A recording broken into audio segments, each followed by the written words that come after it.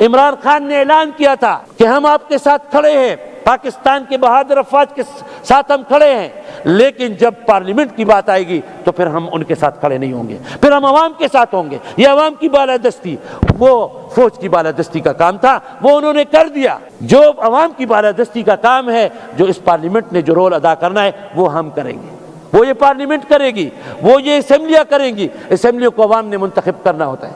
ہمارے اوپر پورے پاکستان میں یہ بجٹ کس نے پاس کیا؟ یہ بجٹ کس نے پیش کیا ہے؟ فارم 47 والوں نے پیش کیا ہے۔ جب اس کا تجزیہ ہوگا، جب تاریخ اس کی انالیسس کرے گی، جب تاریخ اس پر نظر رکھے گی، اس وقت پھر پتہ چلے گا کہ پاکستان میں یہ پاکستان ترقی کیوں نہیں کر رہا تھا، یہ پاکستان مسلسل تنزلی پہ کیوں جا رہا تھا، یہ پاکستان کا مستقبل کیوں روشن کے بجائے تاریک ہوتا جا رہا تھا۔ اس وقت یہ کہا جائے گا، تاریخ یہ کہے گی کہ یہاں پر پارلیمان کی بالادستی نہیں تھی، یہاں پہ عوام کی حکمرانی نہیں تھی۔ میں اس بجٹ کو مکمل طور پر ہم مسترد کرتے ہیں، جو وفاقی بجٹ ہے، کیونکہ یہ کسانوں کے لیے نہیں ہے۔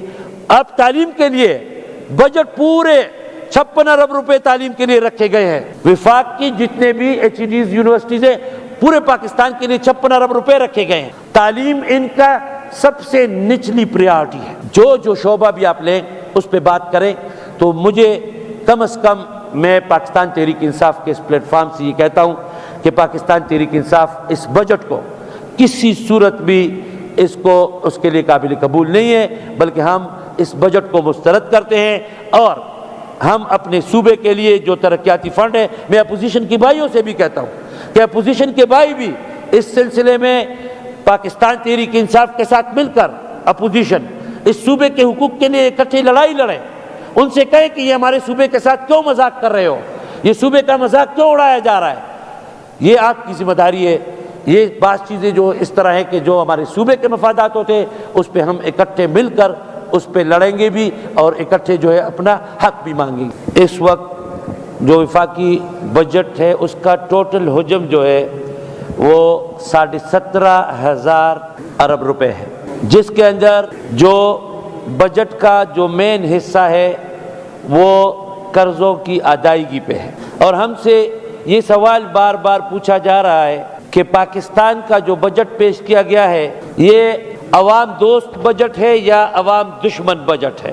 تو سب سے پہلا سوال، بجٹ جو ہوتا ہے یہ کسی بھی ملک کا کہ اس کی قومی آمدنی اور اخراجات کا تخمینہ ہوتا ہے، اور یہ تخمینہ تب لگایا جاتا ہے جب اس ملک کے اندر آپ کسی چیز کو عوام دوست یا لوگوں کے فلاح و بہبود کے لیے اس وقت کہہ سکتے ہیں جب آپ کا بجٹ جو ہے وہ خوشحالی کی طرف گامزن ہو۔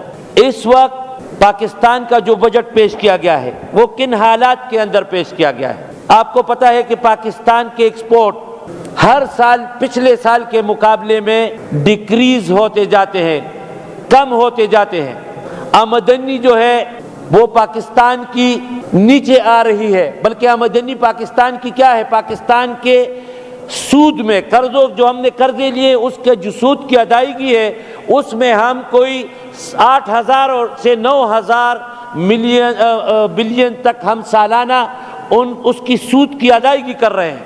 لہٰذا ان حالات کے اندر اگر کوئی یہ کہتا ہے کہ یہ بجٹ عوام دوست ہوگا تو یہ انتہائی ان کے لیے، ہم سب کے لیے انتہائی شرم کی بات ہے، کیونکہ اس میں اس قسم کے بجٹ کا تصور بھی نہیں کیا جا سکتا۔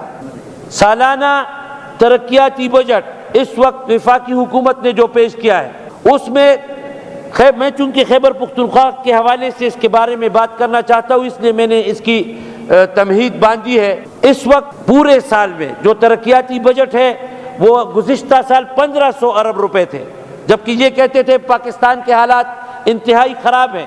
اس وقت 1,500 ارب روپے کا ترقیاتی بجٹ تھا، لیکن اس وقت پاکستان کا جو ترقیاتی وفاقی حکومت کا ترقیاتی بجٹ ہے اس کا حجم ہے 1,000 ارب روپے، جس میں اگر آپ 120 ارب روپے جو کہ کراچی سے بلوچستان تک ایک ہائی وے کے ہیں اگر وہ ہٹا دیں تو 880 ارب روپے بنتا ہے۔ اسی 880 ارب روپے میں انتہائی شرم اور افسوس کا مقام ہے کہ خیبر پختونخوا کے لیے ترقیاتی بجٹ جو ہے وہ صرف 55 کروڑ روپے رکھا گیا ہے۔ خیبر پختونخوا کے لیے ترقیاتی بجٹ صرف 55 کروڑ روپے رکھے گئے ہیں۔ اس سے زیادہ شرمناک بات نہیں ہو سکتی۔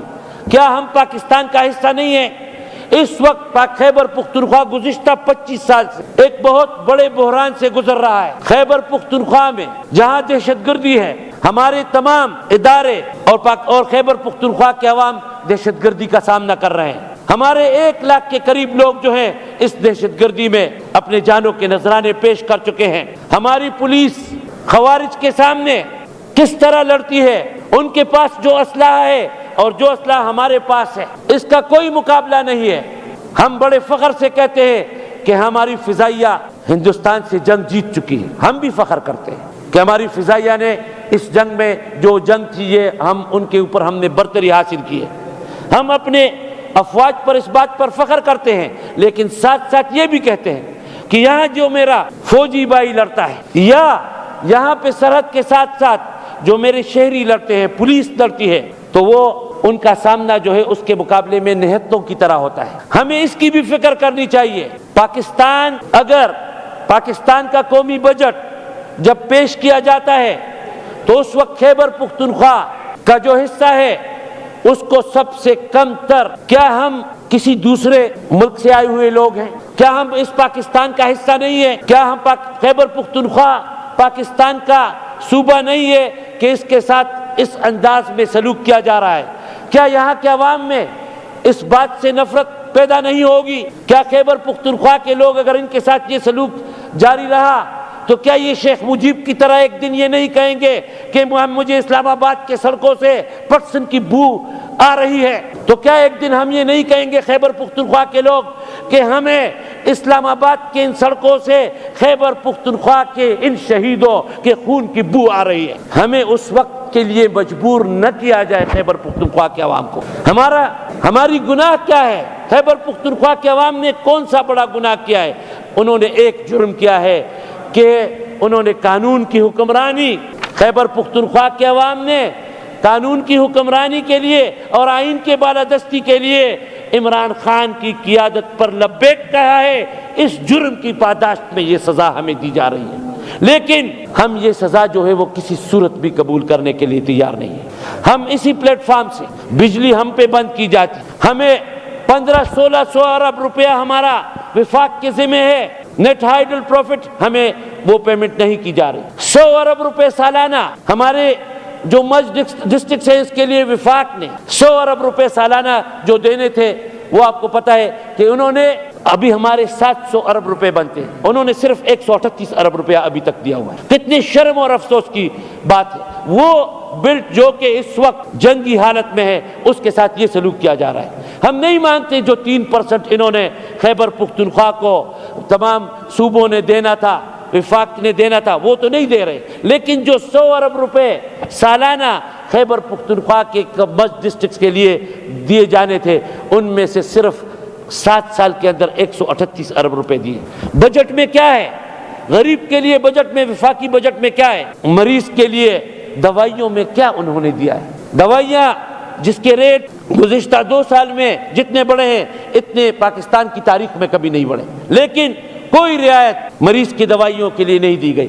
یہ بھی چھوڑیں، پورے پاکستان کے ہمارے اپنا اقتصادی جو سروے ہے، اکنامک سروے آف پاکستان، اس میں آپ دیکھیں اس کے اندر پاکستان کے جو سٹیپل فوڈ ہے، گندم، چاول، مکئی، وہ جو پچھلے سال ہے اس کے مقابلے میں جو سلوک کسان کے ساتھ کیا گیا ہے یا کیا جا رہا ہے، اس بجٹ کے اندر 1 روپیہ بھی کسان کے لیے یا ان کی سبسڈی کے لیے یا ان کی ریلیف کے لیے نہیں دیا گیا، اور اس کے نتیجے میں مستقبل میں پاکستان میں خوراک کا ایک بہت بڑا بحران آنے کا اندیشہ ہے۔ 35 لاکھ میٹرک ٹن گندم جو خریدی گئی تھی پاسکو کے ذریعے یوکرائن سے، وہ گندم جو ہے وہ پاکستان میں اس وقت باہر گوداموں میں جگہ نہیں ہے، باہر پڑی ہے، اور وہ گندم اس وقت خراب ہو رہی ہے، لیکن اس کا کیونکہ پاکستان میں دوبارہ لاسٹ ایئر پاکستان میں پنجاب کے اندر 2 کروڑ 80 لاکھ میٹرک ٹن گندم پیدا ہوئی تھی، جبکہ پنجاب کی ضروریات 1,50,00,000 میٹرک ٹن ہے، وہ باقی گندم جو ہے وہ بھی ان کے پاس پڑی ہوئی ہے، لیکن اسی سال اس کے باوجود بھی کسان کو کسی قسم کا ریلیف نہیں دیا گیا۔ ہم غریب لوگ جو ہمارے پاس اور کچھ بھی نہیں تھا تو سولر کا نظام اپنے گھر میں لگاتے تھے، کیونکہ بجلی کے بل دینے کے ہم قابل نہیں ہیں۔ خیبر پختونخوا کو اتنا بدنام کیا گیا ہے کہ خیبر پختونخوا کے عوام جو ہے یہ بجلی کے بل نہیں دیتے۔ ہمارا صوبہ 6,000 سے زیادہ میگا واٹ بجلی پیدا کر رہا ہے اور ہماری ضروریات 3,500 میگا واٹ یا 4,000 میگا واٹ ہے، لیکن ہمارے کسی علاقے میں بجلی 20 گھنٹے نہیں ہوتی۔ خیبر پختونخوا کے عوام کے ساتھ یہ سلوک جو ہے یہ کسی صورت بھی قابل قبول نہیں ہے، اور یہ انتہائی ناروا سلوک ہے۔ ان حالات کے اندر جبکہ خیبر پختونخوا کے عوام کو یہ سہولت نہیں دی جا رہی تھی تو انہوں نے کیا کیا، وہ گئے اور انہوں نے رجوع کیا سولر سسٹم کی طرف۔ تو سولر سسٹم کے اندر کیا کیا، اب وفاقی بجٹ میں 15 سے 20% اس سولر سسٹم کے اوپر بھی انہوں نے نئے جو ٹیکسز لگا دیے، تاکہ غریب عوام جو ہے وہ اس کی طرف، وہ غریب عوام کی کمر جو ہے وہ ہر شکل میں توڑی جا رہی ہے۔ تیل کی قیمت میں 2.5 روپے وفاقی بجٹ میں کاربن ٹیکس لگا دیا گیا، اور وہ آئندہ سال، اسی سال سے پہلے آئندہ سال کے لیے بھی منصوبہ بندی کی گئی ہے کہ 5 روپے پر لیٹر اس کے آگے یہ ٹیکس اور بھی جائے گا۔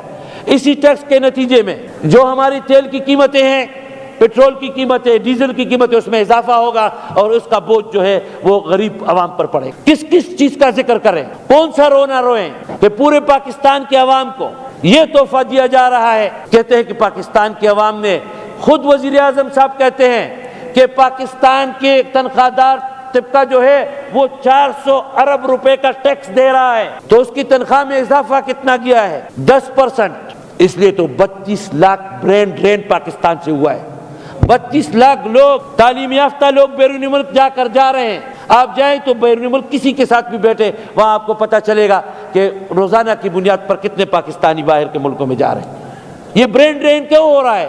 یہ اس لیے ہو رہا ہے کہ پاکستان کے اندر جو ہے انصاف نہیں مل رہا۔ جب تک انصاف نہیں ہوگا، جب تک پاکستانی عوام کے ساتھ یہاں پہ کا جو اشرافیہ ہے، اشرافیہ نے ان تمام چیزوں، ٹیکسز کو دیکھیں، ہر ٹیکس غریب کے اوپر ہے، لیکن کسی اشرافیہ کے اوپر ٹیکسز نہیں لگائے گئے۔ بڑے بڑے زمینداروں پہ کوئی ٹیکس نہیں ہے، نہ اس میں اضافہ ہوا ہے اور نہ اس میں بلکہ کمی کی کوششیں کی جا رہی ہیں۔ اس طرح نہیں چلے گا۔ تاجر طبقہ پاکستان کا 65 ارب جو ہے سالانہ وہ ٹیکس دے رہا ہے، اور تنخواہ دار کتنا ٹیکس دے رہا ہے، 400 ارب روپے۔ اگر ان چیزوں کا تقابلی جائزہ نہ لیا گیا، اگر اس طرف توجہ نہ دی گئی، تو میں یہ کہتا ہوں کہ اس ملک کے اندر ایک بہت بری صورتحال، اور پھر یہ کہتے ہیں کہ اکنامک صورتحال کے بارے میں بحث کی جاتی ہے۔ اکانومی، میرے بھائیوں، اکانومی اس طرح نہیں ہوتی۔ جب تک پولیٹیکل سٹیبلٹی نہ ہو کسی ملک کے اندر، اس وقت تک اکنامک سٹیبلٹی کسی صورت نہیں آ سکتی، چاہے کچھ بھی کر لو۔ اور پولیٹیکل سٹیبلٹی کب آئے گی؟ جب آئین کی حکمرانی ہوگی، جب پارلیمنٹ کی بالادستی، اور جب آپ کے آئینی اداروں اور آپ کے پارلیمنٹ کے ساتھ تلوار نہیں کھیلا جائے گا، جب آپ کے جو یہاں پہ ہماری عدلیہ ہے، آپ کی عدلیہ کیا ہے؟ 25ویں 26ویں ترمیم کے بعد تو آپ کی عدلیہ کی کیا حیثیت رہے گی؟ پپٹ سے ہمارے ججز پپٹس کی طرح وہ کھیل رہے ہیں۔ روزانہ ان کو اطلاع آتی ہے، ہمیں روزانہ پیشیوں کے لیے پیش کیا جاتا ہے۔ آج ایک جج نے، ایک محترم جج نے ہمیں خود، جب ہم اس کے سامنے پیش ہوئے تو انہوں نے نیچے لوگوں کو کہا کہ آپ یہ معزز اراکین اسمبلی کے ساتھ یہ کیا سلوک کر رہے ہیں؟ ہمیں ہمارا مذاق اڑایا جا رہا ہے، ہمیں بے عزت کیا جا رہا ہے، ہمیں رسوا کیا جا رہا ہے۔ میں یہ پوچھنا چاہتا ہوں کہ آخر یہ مذاق کب تک چلے گا؟ کیا پاکستان اس طریقے سے ترقی کرے گا؟ کیا پاکستان کی اقتصادیات جو ہیں وہ اس طریقے سے آگے جائیں گے؟ کیا پاکستان میں پولیٹیکل سٹیبلٹی کے بغیر، جب تک شفاف انتخابات نہیں ہوں گے، جب تک پارلیمنٹ کی بالادستی نہیں ہوگی، جب تک یہاں سے ممبر منتخب ہو کر وہ اپنے جو یہاں پہ لوگ، ابھی ہمارے ساتھ ایک نیا مذاق کھیلا جا رہا ہے، مجھے عدالتوں کے ذریعے ہمارے ممبران جو ہیں، اپوزیشن کے ممبران کی تعداد کو زیادہ کرنے کے لیے ایک نیا کھیل کھیلا جا رہا ہے۔ اور کیا ہوگا؟ جو ہماری پہلے یہاں پہ جو ممبران ہیں ان کو ریزرو سیٹس پہ ان کو منتخب کرا دیا جائے گا، اور جب وہ منتخب ہوں گے پرانے طریقے سے تو پھر ان کی اکثریت آ جائے گی۔ پاکستانی کی اس نیشنل اسمبلی میں بھی، ہماری جو ہمارا نیشنل پارلیمنٹ ہے، اور صوبائی اسمبلیوں میں بھی، اور پھر اس کے ذریعے ایک نیا کھیل کھیلنے کی تیاری ہو رہی ہے۔ کیونکہ ماشاءاللہ اب تو ہمیں فیلڈ مارشل صاحب بھی مل گئے ہیں۔ پاکستان کو فیلڈ مارشل کی ضرورت تھی، وہ بھی ہمیں مل گئے، اور ہم یہ نہیں کہتے کہ وہ پاکستان میں فیلڈ مارشل کیوں بنے، جنگ جیتنے کے بعد فیلڈ مارشل بنتے ہیں، لیکن فیلڈ مارشل کا کام، فیلڈ مارشل کیا جنگ کی، پاکستان کی سرحدوں کی حفاظت کرنا ہے۔ اس میں ہم ان کے پیچھے کھڑے تھے،